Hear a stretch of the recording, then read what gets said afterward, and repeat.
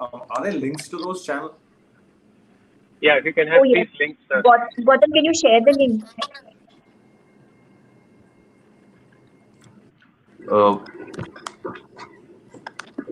Guys, The link I guess that I shared with you yesterday is a YouTube link.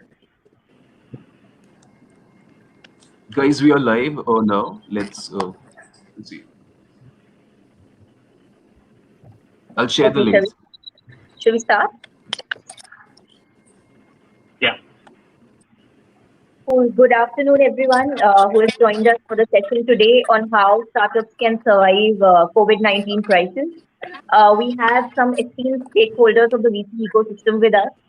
We have Mr. Karan Mohla, who is partner and executive director at Chirate Ventures. Hello, Karan.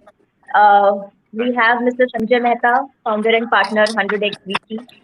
Welcome, sir, to the session. We have Mr. Tej Kapoor, co-executive president, Fortune RG Capital.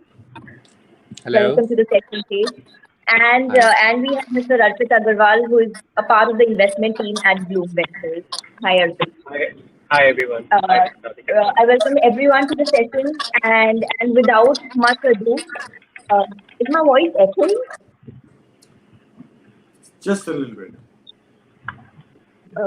Maybe it would help if the others could put off the speaker. Okay. So without much ado, I guess let's begin with the discussion. My first question to all of you is pretty much similar, but I would start with Mr. Karan. How do you see the COVID situation affecting the VC and startup ecosystem as a whole? And what could be the funding and support opportunities for startups in these times? Yeah, so obviously in such unprecedented times, there are, I think, a lot of different forces at play. One is you look at sectors which have been impacted because of this, and there are a lot of sectors which have been positively impacted because of this. And so capital flows will generally, maybe stop on the first and then go more towards the second set. The third is, what level of changes the founders and people who are actually working those startups, what are the changes that they have to make as a result of this. I think one thing that we've seen across our portfolio as well as others is founders have responded very quickly over the last 30, 45 days to look at whatever is required from a business model change, from a cost perspective, and just looking at things in a very different manner. And I think that's something which has been, I think, amazing to see. I think the majority of founders, even a lot of first-time founders. Overall, from a funding perspective, the last 30, 45 days, obviously most investors, actually all investors would be, I think the first focus would be to have spent a lot of time on their portfolio, making sure things are stable, settled down, help in whatever way that's possible in a remote lockdown situation. But really make sure that where capital's been committed, the focus goes there a lot more. As we move forward, once lockdown opens up over a period of time, there are enough opportunities which have blossomed as a result of this, and I'm sure we'll talk about those. And that's where a lot of, I think, investor interest and capital flow will probably go towards. In the meantime, I think what's been interesting is how some of the existing companies have had to adapt and evolve their existing business model either wholly or partially, and how that's actually helped them, try and figure out a new way to create value. And we've seen this, right? Karan, sorry, Karan, there's a feedback that voice is not loud enough. So maybe you can speak a little bit louder. Yeah, let me just get closer.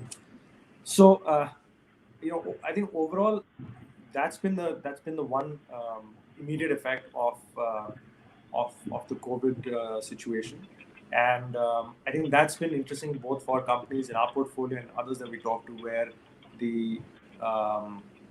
where the business model changes in the intermediate time have had to evolve, and this, I think, the part which gets missed out a lot about is on the people side. There is a personal cost, there is a professional cost to everything that's happening.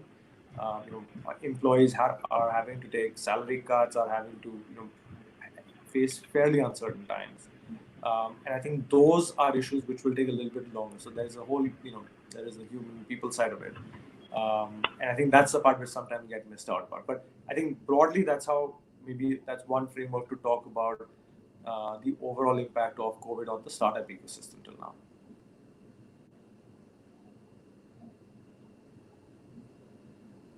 Kritika, you are on mute. Yeah. Yeah, yeah. My question to you, Sanjay, is similar. What are the evolving or game-changing business scenarios after this crisis? What sectors stand to gain and due to the situation during this So time and even post this? sure. So the way we see at 100x being a first check investment fund, what we are observing across, there are specific sectors which are winners and losers, and there is a clear opportunity into businesses which are no touch or extremely low touch. So the businesses which we are looking in the class 2, where we would announce very soon, are going to be one in subscription commerce, anything which is essentials and subscription commerce. We would be keen to. So we are looking at home economy. Anything which begins at home is something what we believe is going to be a huge opportunity. Health tech, safety and wellness is something which we are very keen. In fact, we had two startups in our class 1, Doc 32 and Renal Health. So both have been doing fantastic. In fact, Renal Health, which is a kidney microdialysis center, they've been from 2 centers they opened up to 6, and their business is just crazily growing. Very similar, we are looking at any businesses which are SaaS productivity tools. We believe that Indian market now is ready for SaaS businesses, especially SMBs, because a lot of SMB found out challenges on having an on-prem software, which was the case. And with this COVID situation, a lot of the consumer behavior or reprogramming of consumer behavior is happening across. And we believe that SaaS and productivity tools has a huge play. Online enabling technologies, anything which can help a business go online, will see a lot of traction. We are looking at agri-tech closely in our class 2. We believe that agri-tech is going to be the good sector in terms of the all-weather businesses. We believe that education tech, as usual, will see much better engagement on the remote engagement side. We believe that on the deep tech AI, it continues to grow across. Cloud infrastructure and DevOps will be one of the sectors. While we don't see much companies here in India, but we believe that if we see, we would like to invest into anything on cloud infrastructure and DevOps. So these are a couple of broad investment themes which we believe are going to see across. Even post COVID, once the normalcy returns across, we'll see huge benefits, because now there are market dislocations which has happened. Consumer behavior has changed across. So to get the benefit, get that tailwind in your businesses, these are the specific sectors which we want to invest. We at 100x is a discovery platform. We don't build companies. We write the first check, make them discoverable, and that's where our focus is going to continue.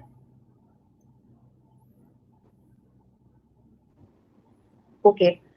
Tej, how is your fund managing the months to come? Has your fund sought new strategies, or are you going the same way as before? Yeah, no, I think it's changed a lot, and it was obviously like Karan and Sanjay were mentioning, it's almost unprecedented. So I think overall environment, everybody is conservative, and people are spending a lot more time with the portfolio companies. I mean, the first objective is to make sure that they all are fine and able to survive this. And like Karan mentioned, I think we are being not that we are stopped looking at new investments. We are looking at new deals, and it is becoming more sector specific. Obviously, online education, gaming, entertainment, will be the ones, and also anything to do with what Sanjay was mentioning with essentials, those sort of business models will see a lot more acceptance. I think it will take time for people to get out of it, and somewhere we will have to adopt and try to live with it. And this is unfortunately will have a lot of bearing on the restaurant industry, on travel industry. A lot of things will change. So I fundamentally believe that people will not stop traveling, going out, but the formats will change, right? And therefore, as a business, we are guiding our portfolio companies to look at the trends and adopt themselves. Other thing we do believe, and what we have seen from our China experience, is that some of these segments will see quite a V-shaped recovery. In China, for example, the traffic is already back 70%. People have started to go in offices, but the way businesses will be done will be quite different. One example is, in shared mobility, for example, there will be a lot more restrictions, right? And you will have to, if you are in that business, adopt to those new norms. So new normal. Same way, restaurant industry, you will see that deliveries will become actually more important than dining in. And also, while going to restaurants, we have a company called Dot, which is working on contactless, menu-less ordering. So you can scan the menu, and you can, the menu comes on your phone, and then you can order through that. And a lot of our other, I'm very, very, encouraged by the resilience of our CEOs, whether it's our fund or I'm sure Karan, Arpit, we have seen that across that the CEOs have adopted to this challenge very well, and everybody is conserving cash, cutting costs. Some of the CEOs are not taking any salaries. So it's great to see how people are, kind of fighting this. But yeah, it is not business as usual for sure. And a lot of things are being, pushed. I know few term sheets have been, pulled back where it was uncertain how the business will evolve. So yeah, it's challenging times for sure. Sure. Arpit, I have a similar question for you as Tej. During this COVID crisis, when most of the companies, especially startups, are finding it extremely difficult to do business and raise funds to stay afloat, would you be open to new investments in impactful startups? Also, if yes, what are the key aspects that you would look at in a startup to enable you to make that decision, whether to invest or not? So yes, I will agree with everyone that people have spoken that this is the time that one should focus very heavily on the portfolio, which is the investment already made, because it is our fiduciary duty to deliver as much return as we can from these companies. So if they don't do well, it reflects badly on our performance. So obviously that is the number one priority. Also, because the priority is like that, you want to make sure that if you could not make other investments and retain cash for existing portfolio, you will probably prioritize that. Having said that, we should agree that we are also in the business of investing. It is probably not going to happen that all of us can stay at home and not invest. Yes, this is a very bad situation. You might become slower, you might become more contemplative. However, if all of us probably, at least I can tell you about Bloom, we are definitely open for business. Having said that, the goal, the expectation from a company is probably much higher. We are probably expecting that the company will, earlier we would be okay with a 12-month business plan. Just to give you an idea, Bloom works in a pre-Series A opportunity area. So in many cases, we operate with the company coming with a 12-month business plan or maybe 18 months. Now that is probably not going to cut it. You will want a company to have 24, maybe even longer runway, which certainly means that they probably need to capitalize better, they need to spend better. And if there are certain tailwinds which this market is thrown to us, like for example, EdTech is doing very fast, very well. Two of our companies are doing exceedingly well. Healthcare is also seeing tailwinds already. There is pharma, there are other services, and then data, which is doing quite well. So those things are definitely a flavor, and if it will probably make it easier for us to invest into sectors where there are tailwinds. Having said that, in investing in the sector where there are no tailwinds is also not.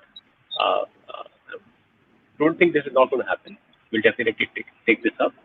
The only thing that is changing with COVID and otherwise is that you want to make sure the companies have a longer runway, a more sustainable business, and hopefully much less cash burn. Sure. Okay. I come back to you, Mr. Karan.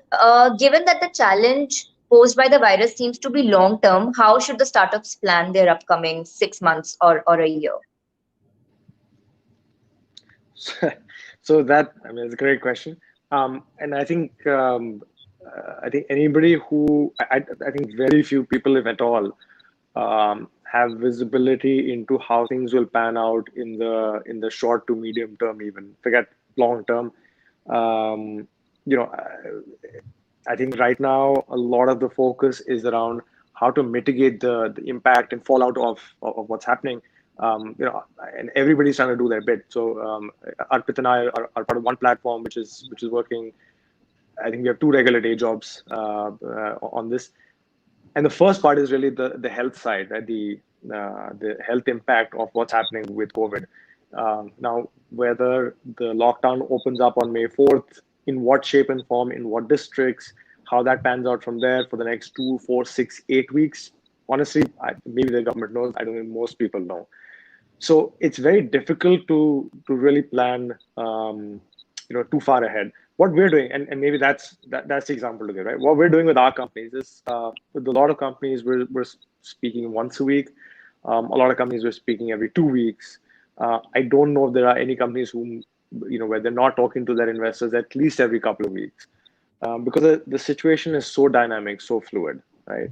So at least what the conversations we're having, or entrepreneurs are having with their investors is, look, plan, yes, have a 6-month plan, but literally that plan will change maybe week to week from at some point, but definitely month to month, and reassess, see what's changing, and adapt to that. What the one long-term thing that I think every startup has certainly gone through is around cost rationalization, right? Whether it's spending less on growth. Obviously, right now nobody's paying. Hopefully, very few people are paying rent. So a lot of those fixed costs will come down, right? So the longer you're able to stretch your costs, the more opportunity you have to adapt as this situation progresses. So once the health side of it is a little bit clearer, and at least my best guesstimate is that there'll be probably some sort of a stop-start situation over the next few months. I don't have any insight into anything, just best guess estimate. So that means that demand for anything, right? Whether it's offline businesses, whether it's services, whether it's anything to do with what startups are doing, B2B or B2C, there will be a little bit of a chop, a little bit of a stop-start situation on the demand side. So it'll be very choppy. So you have to plan for that. I think there is no concept of business as usual right now in any case. On the consumer side, I think as Sanjay said, right, there's a lot of focus on essentials. And that's what a lot of new startups are also trying to get into, which makes sense because you're still catering to a much, much larger demand where the supply is fragmented. I guess our feeling is on discretionary items, demand could probably see some sort of a comeback by the end of the year, but there are a lot of ifs and buts in between, right? So if you're looking at having an impact on the demand side, which is creating both businesses and consumers, which is creating uncertainty for, let's say, 8 to 12 months, then you have to look, to make sure that whatever you do, sort of is able, whatever you're doing is able to, live beyond that. So to the extent that, companies are able to stretch their capital between 12 to 18 months, it's very easy and theoretical to give this gyan, right? That you must survive, you must cost control, you must try to grow, etc., etc. But it's a lot. There's so many nuances to that, and I think the challenges that startups deal with, founders deal with, are much more complex. But I think those are some of the key things which that I think all companies are trying to go through. And like I said, I think there are some moves that you make strategically there are some moves which you have to make tactically, which are really short-lived in nature, 1 or 2 or 3 month kind of plays. So I think it's a mixture of those. And what I've seen, what founders have come back and sort of shared is talking to other founders also helps in terms of how the thought process of planning through this changes. There are a lot of people who are, wanting to help. So, reach out and do that, because everybody's going through this together. This is not one company's problem. This is not one sector's problem. So I think that's a collaborative way where one can at least try and make this a little bit not as tough to get through. Sure. Sanjay, my question is similar to you, but from the funding side, that no one can predict how long will this go on. So how are the funds what are the funds doing to prepare for the worst case scenario, given this lasts longer than a few months that we are looking at? And our funds would they mostly focus on their current portfolios, like continue to focus on their current portfolios? So while it might be true for most of the bigger VCs who are writing Series A, pre-Series A checks, for 100x, because we run a first check fund and we run in a batch mode, our plan was to have our class 2 go live in April. Now that has been delayed by 3 months, so we will be doing it in July. But beyond that, I don't think so that we will not be investing. People have now adopted to this way of engagement online. So for us, in terms of while we may look at some reduced size of the batch or slowing down for a couple of months, but then the business is going to continue for investment side. If you look into the pattern and the data matching, right, based on the past history, what we have, if we have to learn from the history side, uh, all the funds who have been investing in the periods of 2000 dot-com burst to 2008-9, when the financial recession were there, there have been great companies which has been coming out of that period stable. The vintage is, you have to play the vintage game, right? You have to continue investing across. You can't be sitting tight, or with only existing portfolio. So I believe that we may see this slowdown in terms of new engagement, because every one of us was focused on the existing portfolio. And now once that line, there is a site which we have, we would be start looking at the newer investments, and then enough of the money or dry powder is available with every VC. All these VCs have to deploy. Like Bloom, for example, raised 100 million. Right? It's a dry powder which is available for them to invest, and they can't be sitting idle. They have committed returns to their LP. So we will discover businesses, and in fact, I say the way I look upon this is, if you discover right opportunities in this time, possibly this is a better time to invest than any other time, right? So it's just about discovering the right opportunity, right? Where do you want to put your bets on? So we might have to extend our working in terms of discovering and working hard to find those opportunities. But beyond that, I think this is a great time to do startup investing. This is the only asset class where we can actually influence an outcome. In public equities, real estate, commodities, no way you can invest, and you just have to wait and watch. You can't do anything. This is one asset class where we actually work with startup founders and influence an outcome. So I believe, I'm not saying that these are like great times to do business, but from an discovering opportunities and investment, business will continue with every possible investor who is not a tourist VC, who is looking at 10 years, 20 years down the line as a fund and as an investor. Thank you, Sanjay. It's a little reassuring to hear your answer. Tej, my question for you is similar, but for early stage funding. Will there be any slowdown in seed stage funding for the next few months? And will the delay in validating the business model by startups affect the early stage funding as a whole? Yeah, so I think on the early stage side, I like, I think just Sanjay was saying there's so much dry powder that is there in with various VC fund, which is so true. Sequoia Surge just announced 15 investments. day before yesterday from their surge program. I don't think the problem is that much in the early stage funding. And I think this is, by the way, if you look at history, there were some of the very successful companies which were, formed during the crisis period. Like, if you look at Uber, was after 2008, Airbnb, because there is so much talent. Unfortunately, few people will get laid off, which doesn't mean they're bad people. They might have some ideas, and we have had such an amazing ecosystem that has been created over last few years. So I don't think there will be any dearth of good talent, and most of the VCs are sitting with a lot of money. So I don't think that early stage will get impacted. What will get impacted is obviously a lot of VCs like us cannot do diligence, right? I mean, if the paper plan is different, but if there is already a company that exists, and we have to do some on ground diligence, then you can't get out of your home.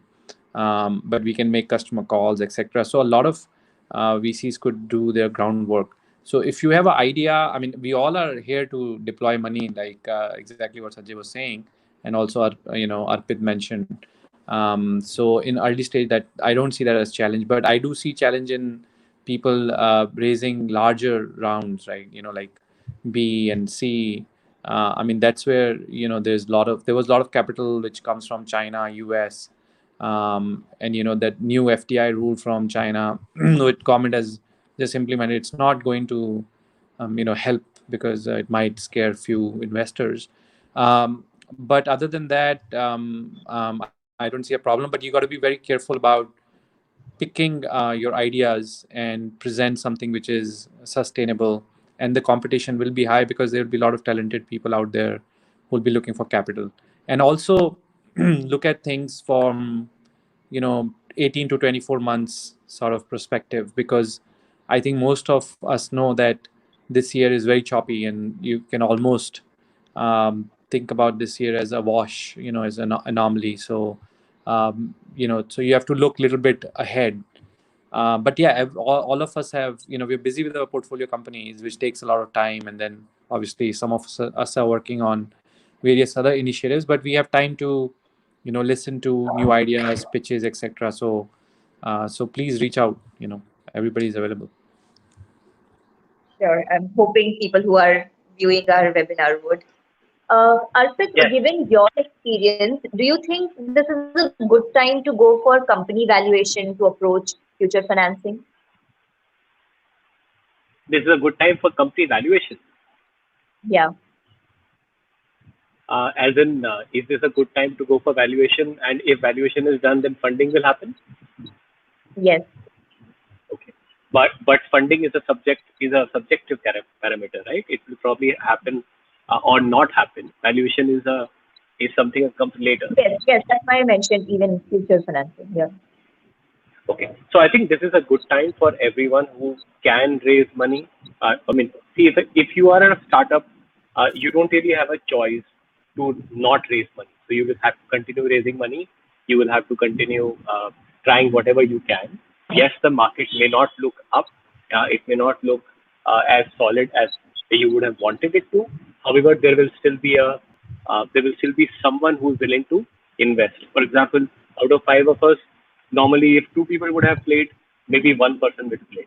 Out of four of us, that is, if two people were played, but normally playing, one person will play. So yes, it's a good time for you to continue interacting with investors and continue finding if they will play, especially if there are certain sectors which are already seeing tailwinds. For example, the grocery companies across India are seeing tailwinds. There is a lot of excess demand they can't fulfill. They had a big disruption and so on. So that is one thing that is probably valuable. Another thing you can do is if you are a healthcare or education company, you can now try playing that.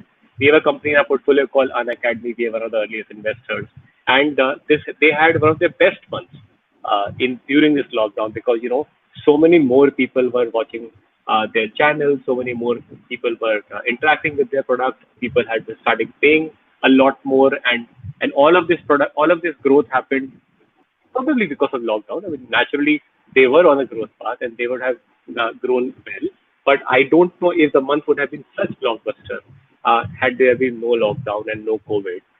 So therefore, there are tailwinds, and if, for example, if that company wants to go and fundraise, probably investors will be more than willing, even though they will be a little discomforted by the fact that they can't go into TDs and can't meet people, can't meet customers or partners, may not visit the office and so on. But yes, this is a good time for those kind of sectors. For everyone else, broad advice would be that if you can conserve cash and not depend on fundraise coming to you, please do so. At the same time, if while conserving cash, if you can raise more money, of course try. But the focus should be a lot more on conserving cash. And as everyone is saying, I heard Karan saying, we really don't know what is going to happen. Is there going to be a stable future, a choppy future, a downward spiral future? We don't know anything. So, so it is best that you can keep conservative and try to save as much cost as you can. Sure. So, Since I've already asked, yeah, Kritika, if I can add across to your valuation stuff and a small 6 7 pointers as a playbook, what we have been telling to a lot of the founders who are pitching us, and also in terms of the existing portfolio. So basically, we what we are talking about is, on the valuation side as a consideration, meet the expectations, right? It's not time to be sitting tight and trying to be rigid on the valuation. So try to meet the expectations. That's the first one what we speak across. Secondly, as a playbook, what we are talking across to all our startup founders, and also as such, which we are working with the class 2 founders, is to ensure that the time and money is maximized at the best. And many of the companies from our class 1 who raised funding, we are trying to help them get the best talent, right? Because there is less competition in hiring. Companies which can lead from the fund front, we are asking all the founders to take the command and control kind of stuff. And extreme focus is required across by questioning everything. It's all about valuation through value creation is what we are talking across. So that's just to summarize on what we have been talking across to the early stage or first check companies. sure. My question is to you only, Sanjay, since I've already asked Karan on how the startups should be planning their next 6 months to a year. What do you think? Will there be a gradual shift to more contractual roles now? And is it a good strategic move for an immediate cost cut for retaining good talent, avoiding mass job losses due to redundancies? No, so idea is at the seed stage where we invest and where we work across. Usually, the team sizes have been anywhere across 3 to 10 people, kind of. So they don't have large team sizes because these are early stage first check companies. So for them, all these team members are more like family, and for management team and part of the founding team. So most of them have skin in the game. They have got across ESOPs. They've got across enough what do you say, interest in the building the larger mission of what they've started across with.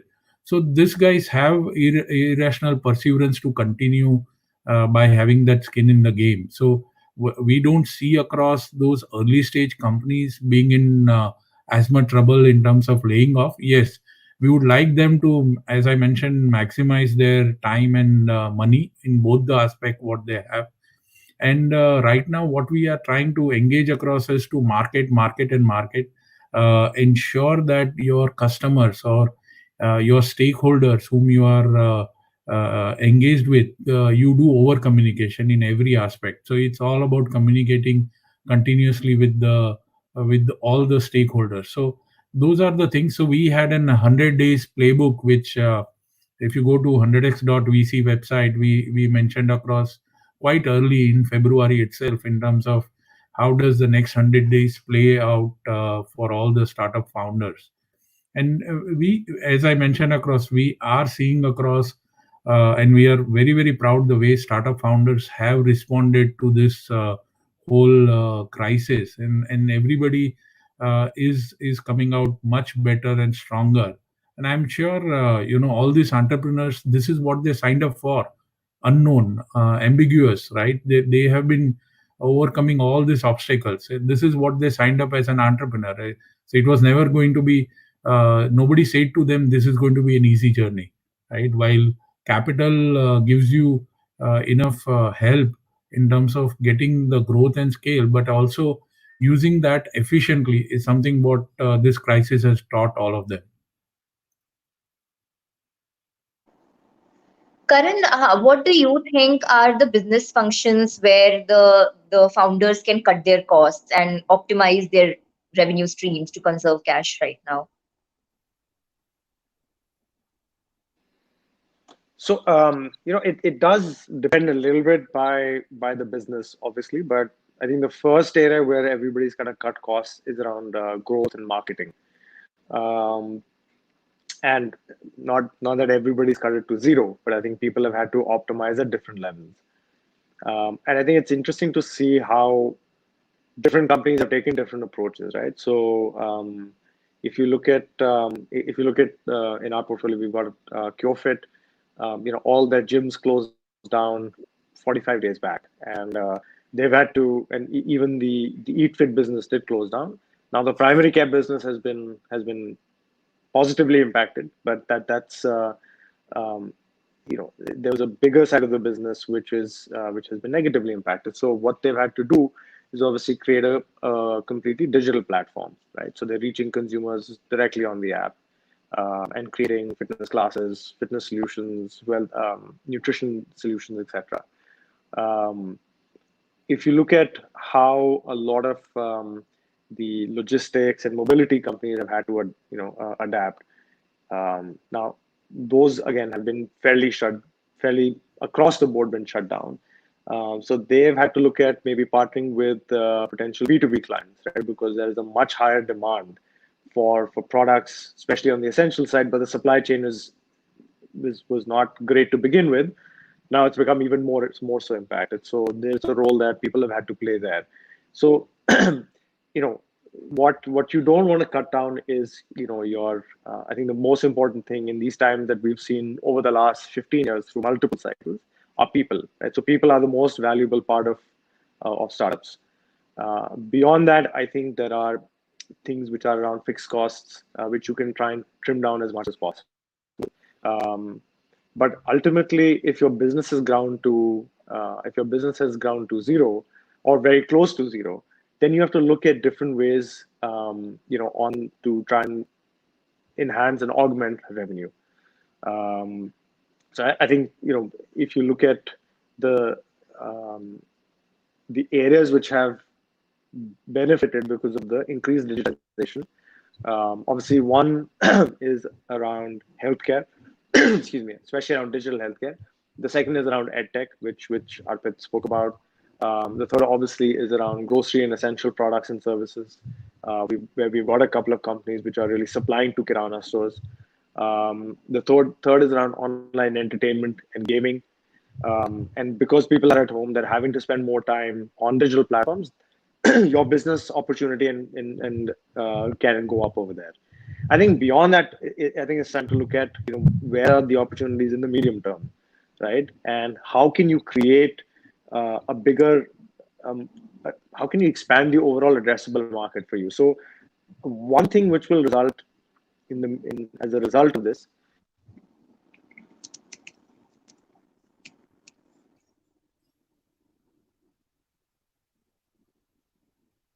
I think we lost Karan.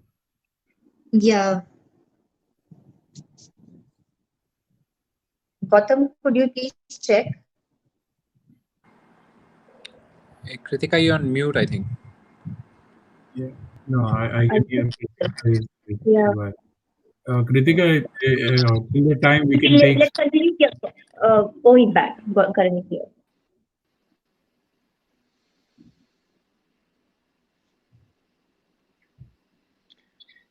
Yeah. Sorry, can you guys? Am I back? Yes. Yeah. Okay. Has to I happen wish at least once. the situation was so simple click and we are back as what before COVID. Well, this has to happen once a webinar at least, so it's good it happened now. So I think the point I was trying to make was that the positive side of this from a business perspective is that the overall addressable market for a lot of startups, both B2B as well as B2C, will go up, because both users who were not used to being part of this mainstream, right? When we talk about the first 100 million Indians online, I think that will go up considerably. It's not like it'll go up overnight, so it'll go up in, there'll be phases.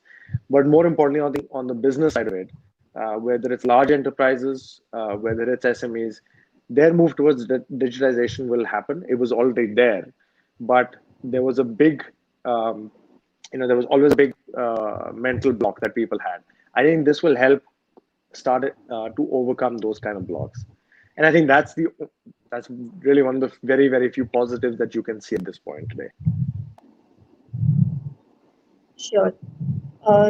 We'll take a few questions now, and then we are receiving apparently a lot of questions from the audience too. So I can't hear Kritika. Can you hear me now? Can you guys hear Kritika? Yeah, I can hear Kritika very well. Okay, maybe you can tell me the question. I can't hear. Yeah. Okay. So, Paige, if you could tell us what are the possible sources of cash to stay alive for startups right now, and is it a good time to apply for a loan for the purpose of cash flow, primarily for operational expenditure? So Tej, Kritika is asking across, should startup founders apply for loan, and what are your views on that? Yeah. So I think cash is your best friend at the moment, and there is no other, no VC, nobody but cash. So as much cash you can get, the better it is. And I think SIDBI has launched a program for startup. You can avail that.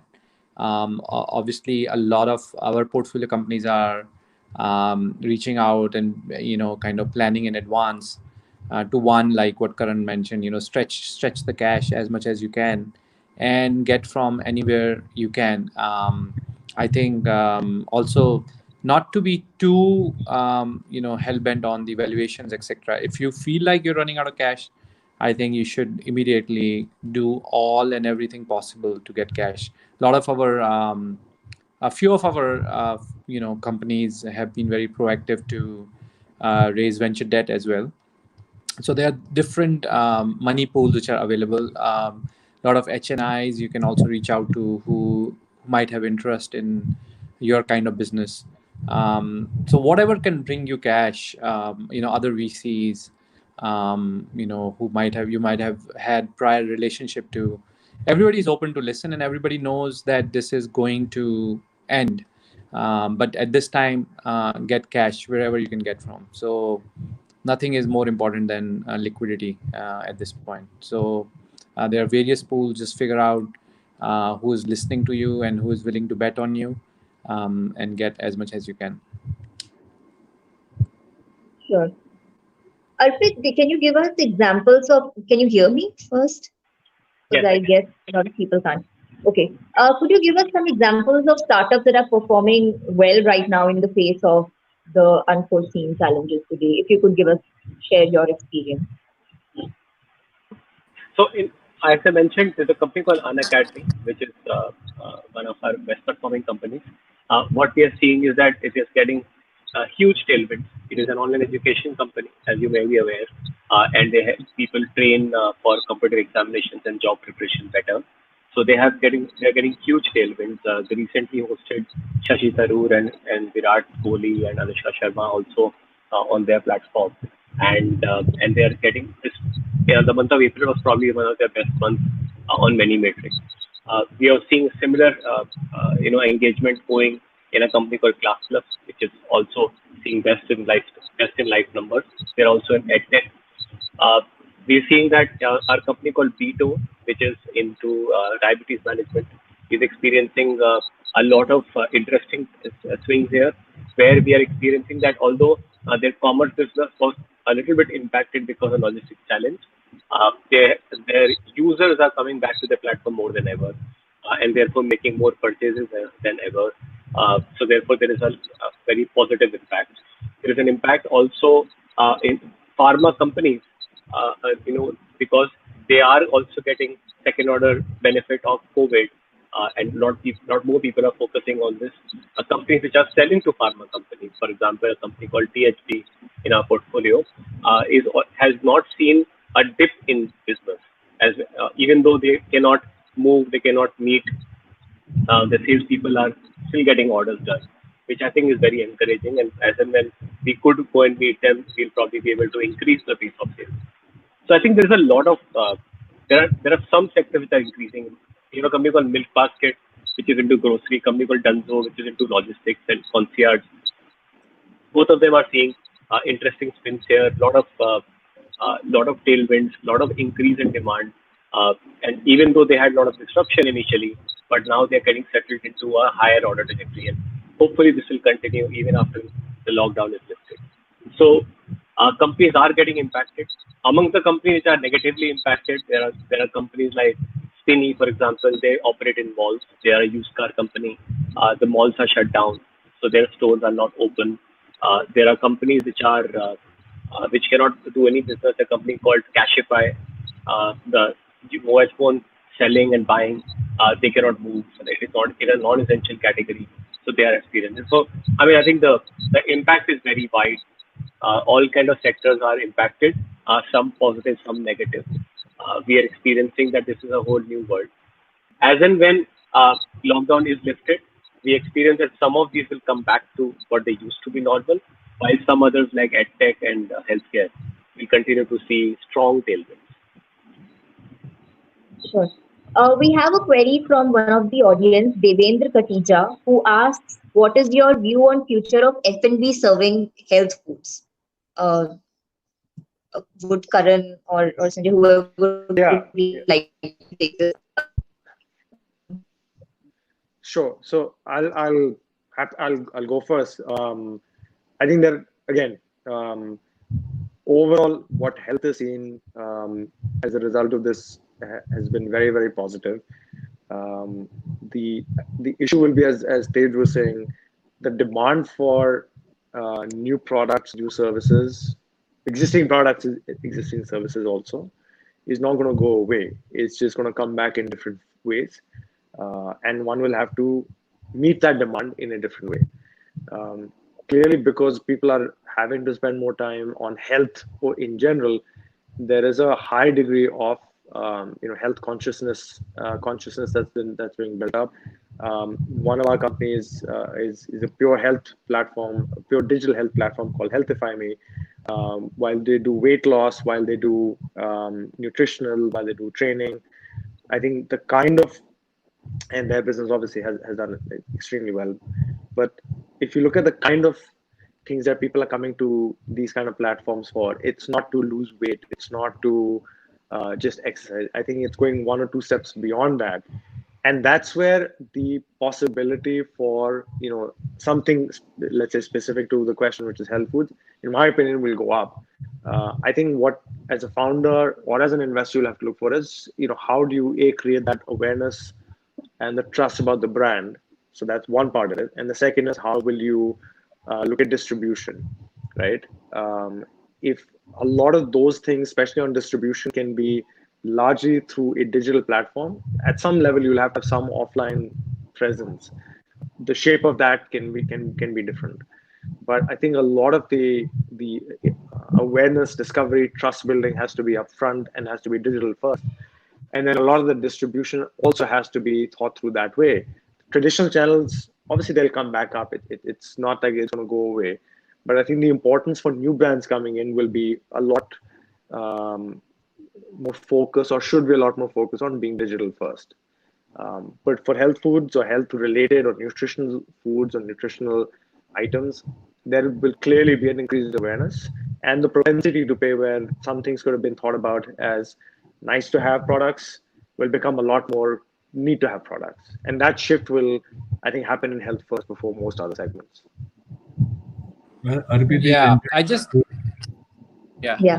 I just want to add to what Karan just said. I think this movement is a bit like, you know, what demonetization was for digital payments, because I think the awareness of people, particularly for health issues, have gone up from all ends, you know, from social distancing to, you know, not eating anybody's you know, sort of others food, to, you know, being healthy at home.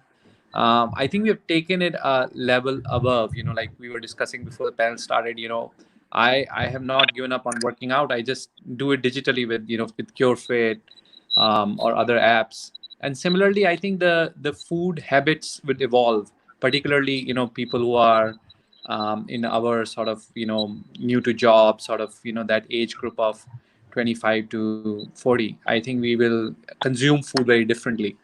And also, the distribution models, like Karan said, digital first is so important right now than ever before, because a lot of people will be scared to go into restaurants, so they're going to experience your offering online, or through digital way. So think about that very carefully as you are, you know, planning to launch it. But I think is a huge, it's there couldn't be a better time to get into a health business than now.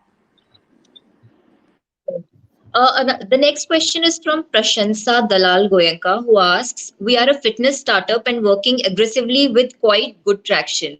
Even in these times, what should be our funding approach in terms of seeking investments? Yeah, Arpit. Yeah, I will take it up. So, Prashansa, my view is, if your business was largely doing offline, where I'm guessing you have a center, there's a gym, and then there are trainers, uh, you'll have to quickly start looking at doing business, which is largely an online mode. It could be an online class, it could be a live class, it could be a, you know, a recorded class, sort of videos, because people are going to be afraid of coming to centers every day because they don't know how many people have gone there. That is just one thing. Second is, you will experience that a lot more people are generally finding that online is a interesting method to engage. So therefore, they will prefer online as their go-to method. So please try doing that. As far as your fundraising is concerned, uh, generally healthcare and fitness is likely to see a positive tailwind. A lot more people are going to focus on it. We are also already experiencing this, as Karan mentioned about Healthify Me, which is our shared portfolio company. There is going to be, however, as fundraising is as hard as ever, it has not become any easier, definitely. In some cases, you might have it, versus you don't. So suggest that you please continue conserving cash as long as you can, and at the same time keep looking for money. Sure. Can I just, We have, sorry, can I just add to that? yeah, yeah. Yeah. So the only thing I would add is, the opportunity in health and fitness will go up, but that also means that there will be a lot more people who will be coming into it who were not there before, and whoever is an incumbent like CureFit, Healthify Me, many others. I think there will also be many more options for a consumer. So it's not a bad idea to look at what to start off, at least to look at a niche which you can make much more, as a differentiator compared to any of the other existing platforms, as digital mechanism, and use that to create something larger. That's just the other thing to maybe keep in mind. Sure. The next question we have is from Bidhan Konar, who asks, any idea what will be the future of tourism industry? I think this is one thing we can all be unanimous in saying severely impacted negatively. Yeah, in the short term, I think this is not going to see any, upside, or there's not going to be enough movement. So I don't see this as an industry where VCs are going to pour in money. So travel tech and travel is definitely impacted. Hospitality industry, it's all going to get impacted. Yeah, so we have two investments, Make My Trip and Exigo, and both have been severely impacted. So I think travel is one thing, and tourism, which is going to take the long term sort of you know long term hit, especially if you're doing new business. But if you ask each one of us, we'd love to get on a flight right now, but unfortunately we cannot. I would recommend that you have a business which can sustain yourself for some time, because raising money is going to be hard in this segment. Sure. Suresh Pattar asks, China opened up early as compared to us. Any learnings coming in from China region, and how investment footprint looks like? Look, looks there. Yeah. So yeah, I can take that. I think so. China is. I think they were very efficient to one control the COVID situation, even though it originated there, and it has come back. Um, so in China, what we are seeing is that the investments have started to flow back in. VCs are the Q2 numbers were just out. Is actually about 40% higher than obviously Q1, because they were impacted early on. Um, a lot of businesses there actually have opened up. The malls are open, restaurants are open.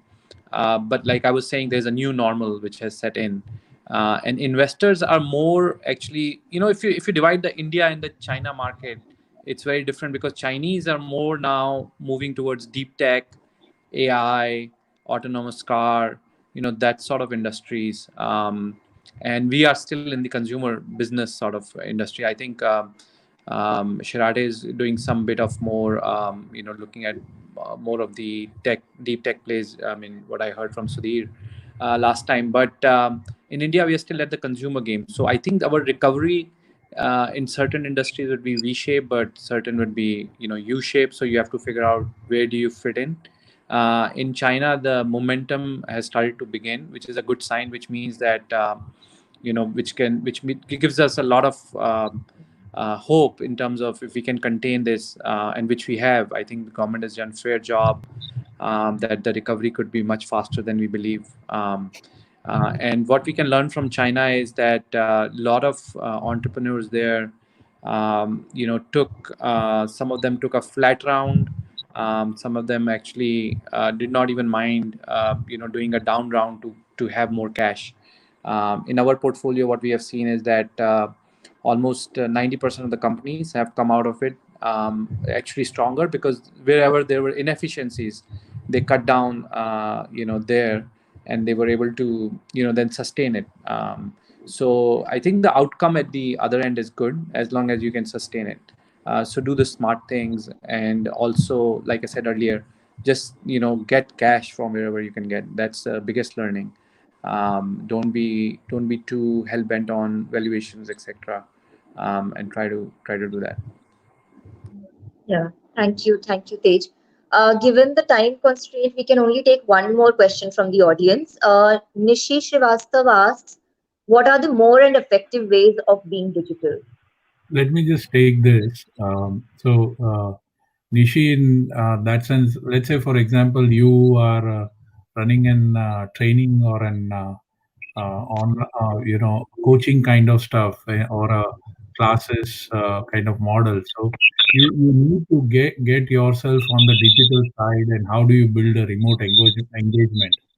So in our class one, we had one of our portfolio company called Nourish, which helped all the trainers and anybody who is into coaching business and training business go online, and they saw tremendous tailwind and upside with this whole COVID situation, because everybody now wanted to start doing training online, including schools who went on the platform. So there are more than ever platforms which are getting built across, or are available for going digital. So I think it's just about how do you create a mindset of saying that how do I go first digital, right? Anything. So for example, if you are building a even a QSR brand or a brand which is going to be a food brand as health snacks, what was mentioned earlier. How do I distribute or deliver across through e-commerce channels or direct to consumers, right? At the home on a digital way.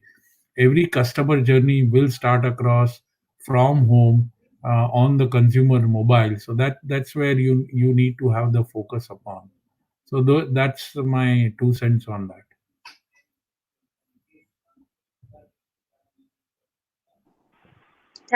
I must add here that Yeah. Nishi, this question, this one word, I think well said, Sanjay. Going digital will probably require to rethink all the engagement and all the touch points. Therefore, it is important that uh, don't take business as usual and go back to drawing board. You may have to fundamentally change the way you have thought about the business so far.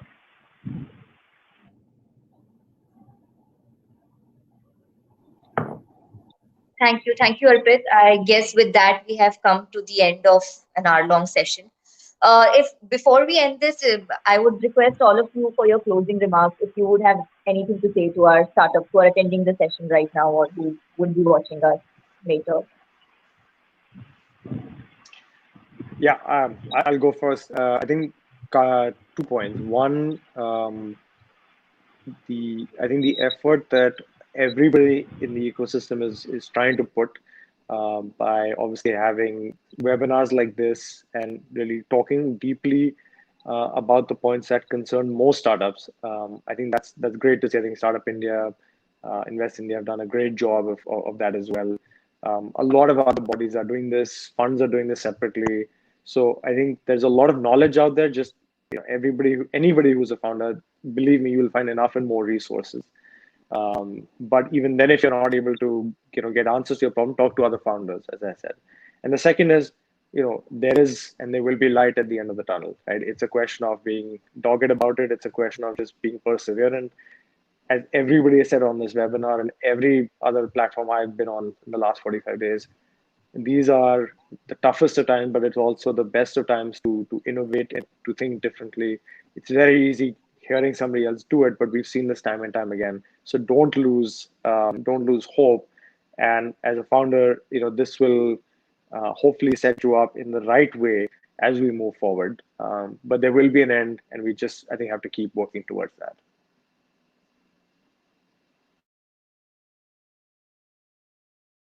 to I want to add. I think while everyone is going serious about business, let me try to also bring in perspective that never again, hopefully, in our lives we will have 40 days or 50 days or 90 days of work time at home. You could do so many things which you couldn't do because you were going out or you had commute or you had work and you had unnecessary distraction at work. You could focus at work. Of course, you can do a lot more things. At the same time, you can pick up new hobbies, spend time with family and friends. I don't think we will ever get a chance, hopefully ever again, where we will get this time to ourselves. So please take this opportunity, learn a few new things, pick up a skill. If you really, you're in a job which cannot be done, nothing can be done sitting at home. Invest time in sharpening your knife, finding out new things that you could do, and reconnect with people who you otherwise did not connect for a long time. This is an excellent time, and I'm noticing that everyone is responding much better, and they are all in a shared kind of concerns framework. So it's beautiful time to also do that. Don't forget. So let me go next. On the closing comment, I would say that VCs are open for business. They are looking at deals. If you want to reach out at 100x, do write to us at pitch@100x.vc, and we will come back to you on our interest in terms of funding your idea. So look forward and stay safe, stay home, and wish all the best for your growth and success. Yeah, I have no other suggestion except from what my friend said, and I think cash is king. That's what I want to leave with. Just raise it from wherever you can, conserve it, use it wisely. Enjoy the time. It is bad, but it will get over, and you will come out as a winner. So there's a lot of good things on the other end. So keep going. Thank you. Thank you. Thank you, all the panelists. Your comments have been very, very reassuring. I guess I'm echoing again. Thank you. Gautam, am I audible? Yes. Thank you. Bye. Thank Bye. you. Yes. Thank you. Thank you, everyone. Bye, Karan. Bye, Thank you, Arpit. Startup India, for having us on this. Yeah. Bye. Thank you. You can find the session on all our platforms: YouTube, Twitter, LinkedIn, Facebook. And if you have any further query, you can send it to us at dipp-startups@nic.in. Thank you. Okay. Thank you. Bye. Thank you very Bye-bye. much. See you. Thank you. Bye, everyone.